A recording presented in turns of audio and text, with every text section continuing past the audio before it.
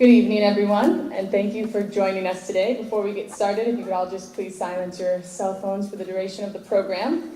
My name is Lindsay Jagla. I'm the spokesperson at the U.S. Embassy, and I will be your master of ceremony for the evening. I'm delighted to be marking Ukraine National Day with this event organized jointly with my colleagues from the Quint and EU missions.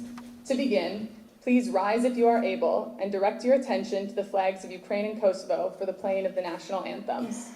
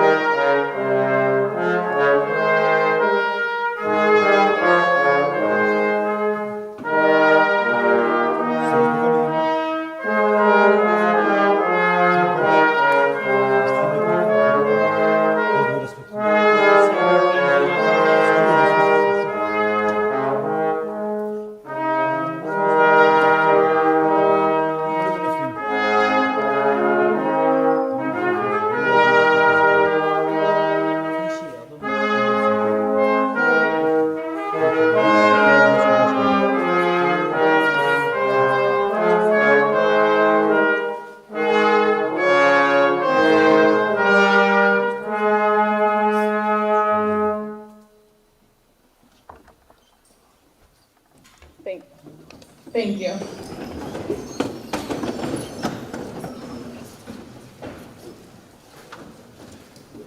It is my honor to introduce the Ambassador of the Federal Republic of Germany, Ambassador Jürgen Rose.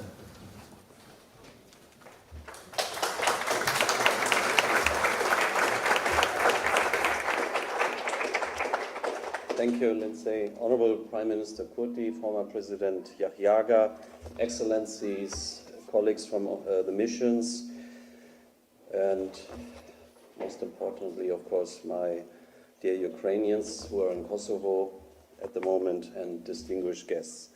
Today we gather not just to celebrate Ukraine's Independence Day, but to honor the enduring spirit the Ukraine nation has shown in defending freedom and democracy. This day, which resonates deeply with the values we all share, actually marks already the 11th year that the people of Ukraine have faced profound challenges in the pursuit of these rights across their entire territory. I want to underline, I'm speaking also on behalf of all of my fellow heads of missions and their staff whose presence underline our strong solidarity with your nation. As we reflect on this, it is crucial to remember that this is the third Independence Day observed under the shadow of Russia's brutal and unprovoked invasion. What might seem like a somber occasion at first glance, in truth, is also a powerful reminder of the strength and the resilience that defines Ukraine. It is this very struggle that gives us a strong reason to celebrate today. Ukraine has shown unmatched endurance, resilience, and determination in defending its sovereignty and pushing back the aggressors. Even in the midst of war, Ukraine has continued to pursue its rightful place in the European family, a path that speaks volumes about the courage and vision of President Zelensky and the Ukrainian government and people. Kosovo, like other Western Balkan countries, knows this journey well. And we stand firmly alongside Ukraine and Moldova and, of course, all Western Balkan countries as they seek their place in the European family. The support for Ukraine from the international community has been strong and unwavering, and rightly so. Today, Ukraine stands on the front line, defending the values and freedoms that define our way of life. Our freedom, our democratic systems, these are what Ukrainian soldiers are fighting for on behalf of all of us. Whether financially, militarily, or socially, we stand with Ukraine as long as it takes. This is not just a promise, but a commitment that many nations have upheld. I'm proud to witness that Kosovo has been part of this unwavering support from the very beginning. This solidarity is particularly remarkable that Ukraine has not yet recognized Kosovo as a sovereign state. Yet the people of Kosovo have shown deep empathy for the suffering of Ukrainians standing by them in these dark days. From Pristina to Kiev, support is in motion on multiple levels: military assistance, political backing, and providing a safe haven for Ukrainian journalists who have been forced to flee their homes due to the war. Through the German government's Hannah Arendt initiative implemented by the NGO ECPMF, represented here by Pluta Kosari, and HAK, led by Shemal Reksha, the Kosovo government has provided journalists with protection and a safe place to continue their vital work. Just recently, the government of Kosovo extended this journalist in residence program, a decision for which I'm personally grateful. Prime Minister Kurti, your strong support for Ukraine and this initiative shows Kosovo's readiness to be part of international efforts to share burden and offer help in this time of crisis. Your support for Ukraine in general and this program in particular is a well-recognized example of assistance. In speaking with the journalists, I've seen how many of them have found a second home in Kosovo. They have picked up the Albanian language with amazing speed, I have to say much better than I, and have blended well into the daily life here in Pristina. This, I believe, is a success story that we can all be proud of. I still hope, of course, that the journalists can return home to a peaceful and independent Ukraine as soon as possible. This program is just one shining example of the solidarity that has emerged towards Ukraine, but it is an important one. It serves as a beacon of our shared commitment to support the Ukrainian people in their struggle, not just for their territory, but for the very principles of freedom, democracy, and open society that we all hold dear. Thank you for attention, and before I continue, when we have a little reception later, please also have a look at the exhibition, where some photos are picked up, which shows the horrors of war, but also the survival struggle of the Ukrainians. And I would like now to listen to a voice from the Ukraine, to one of the journalists that had found shelter in Kosovo. Dear Irina Sinelnik, the floor is yours.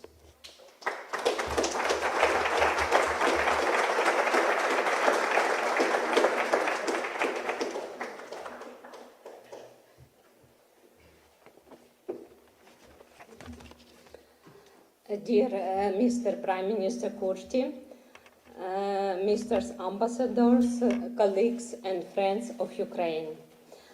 I'm glad to be here on this memorable day. And first of all, I'd like to say thank you for your support, my country, and your solidarity. I'm sure that for the moment, this is the main public holiday for Ukrainians, but third time we celebrate during the war.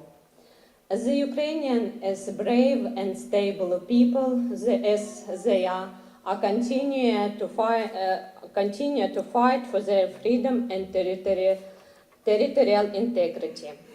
As a journalist with historical background, I'd like to say that to understand the present, we should know very well our past.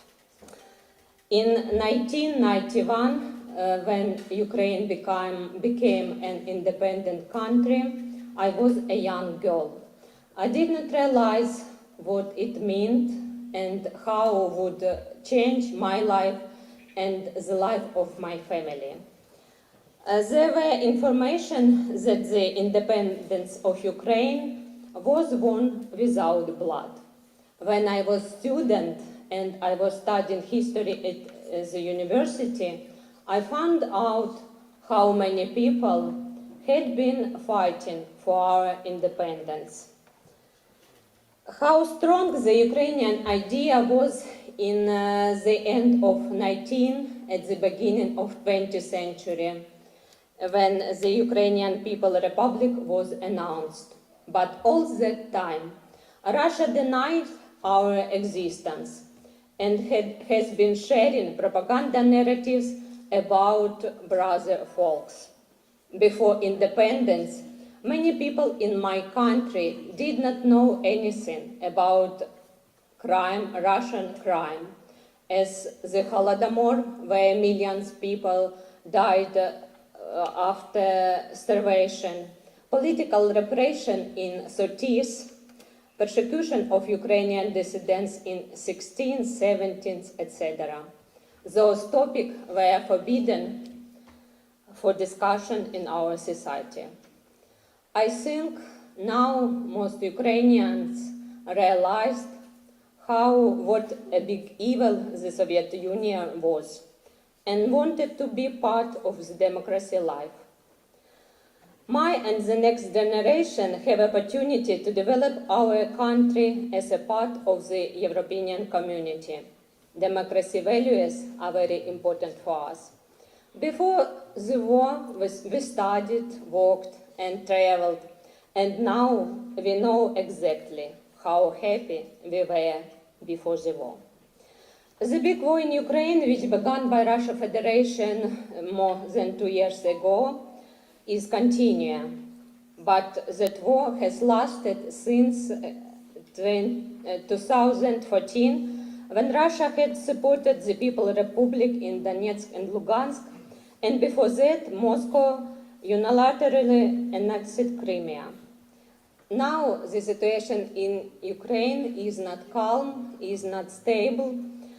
Tonight there was a big rocket attack, and so many settlements in my country now have problem with electricity. Nobody in my country can feel safe. Nobody knows what will happen the next moment. Thousands of Ukrainian military and civilians were killed during the war.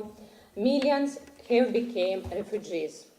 We are paying a high price for our liberty. And we understand that we protect not only ourselves, but also the peace and calmness of the neighboring countries.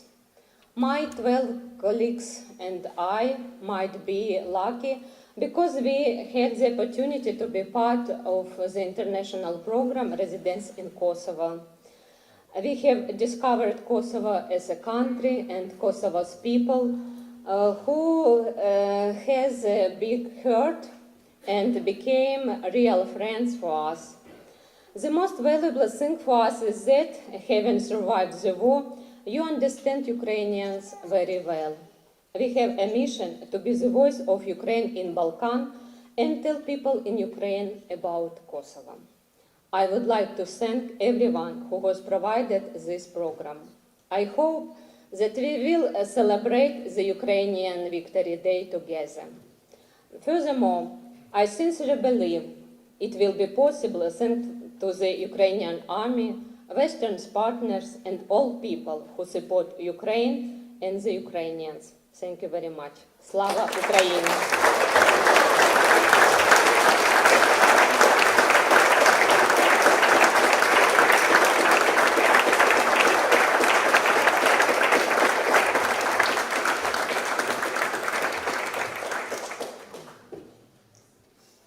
Ambassador Rhoda and Irina, for your words. It is now my pleasure to invite to the podium the Prime Minister of the Republic of Kosovo, His Excellency Elvin Kurti.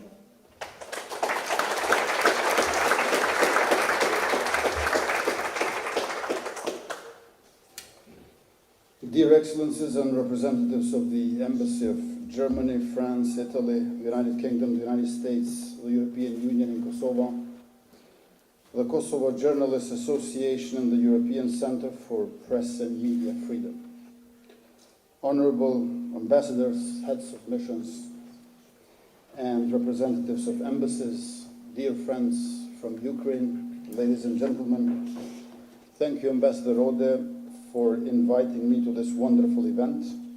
It is both an honor and a pleasure to join you, along with the representatives of other Quint countries and the European Union, to celebrate this year's Ukrainian Independence Day. It's particularly fitting that the Kosovo Journalists Association and the European Center for Press and Media Freedom are co-organizing this reception. One of the first forms of assistance that Kosovo provided to Ukraine was the Journalists in Residence program, which is still going strong to this day. Through this initiative, we have granted 18 Ukrainian journalists the status of temporary protection here in Kosovo so they can continue their work from afar. 12 of them are still living and working in our country, forming an integral part of our vibrant and diverse media landscape. Indeed, providing a safe and welcoming space for these journalists is one of our government's proudest achievements in the protection and promotion of media freedom. Our support for Ukraine's struggle to preserve its freedom and democracy and sovereignty and territorial integrity is both broad and deep. It is truly a whole-of-government effort. In addition to our support for Ukrainian journalists, we have temporarily lifted the visa regime for Ukrainian citizens generally and have laid the groundwork for housing up to 5,000 refugees from the conflict. We have adopted 13 EU sanctions packages against Russia, Belarus, and their proxies. And we have supported all US sanctions against these countries as well. In cooperation with MAT Kosovo, Mine Action Training, and EUCOM, US European Command, the KSF has trained 140 Ukrainians in the field of demining.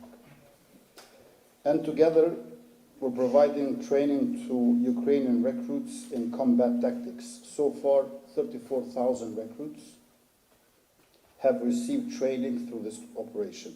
And just last August, on the occasion of Ukrainian Independence Day, our government officially joined the G7 Joint Declaration of Support for Ukraine. Kosovo's support for Ukraine at this hour of need demonstrates our commitment to act in unity with our international partners against Russia's illegal and unprovoked aggression. Since 1817, Russia got involved in 48 wars, generally for expansion. Average time distance from the beginning of one war to the other is 4.4 years. And 30 months ago, 2.5 years ago, they started another war, again for expansion. And can you imagine, the largest country in the world, territory-wise, wants more territory. And for that end, they have attacked the largest European country in terms of territory.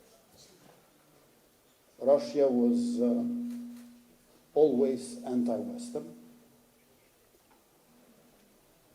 generally non-European, and now has become anti-European. Therefore, the liberation struggle in Ukraine is European war in Europe for Europe. And our solidarity is our duty belonging to the European continent. Indeed, the conflict has exposed long-standing international fault lines not only in Europe, but also in the Western Balkans, at this corner of Europe.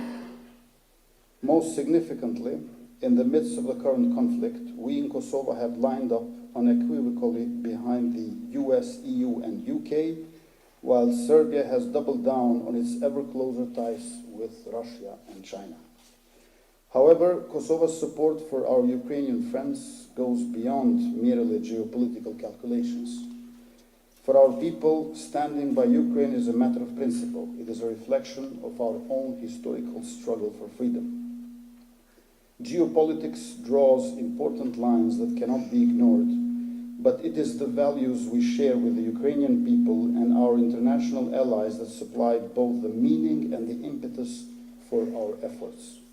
When Ukraine declared independence on August 24th, 1991, Kosovo was still at the beginning of a long decade of apartheid, repression, and genocide. During that harrowing time, our people suffered some of the darkest days in our history. But that decade culminated in 1999 on a note of hope and liberation, which paved the way for sovereignty and independence in the decade that followed.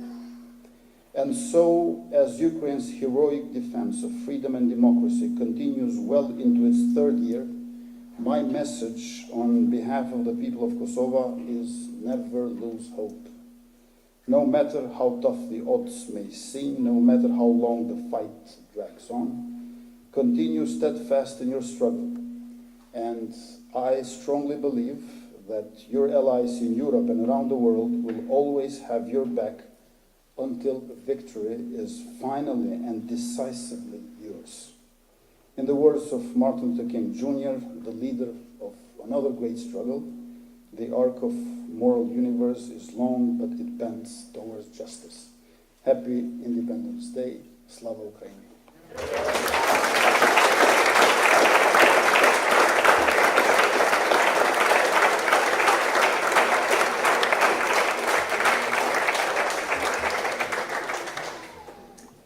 Thank you very much, Prime Minister Kurti, and thank you to our honored guests for joining us this evening. I would like to thank the National Library for hosting us this evening, as well as DokuFest for facilitating the photo exhibit and the KSF for providing our musical entertainment. I would now like to invite you to exit the auditorium, to view the Ukraine photo exhibit just outside, and to enjoy music by the KSF Brass Trio and some light refreshments. Thank you.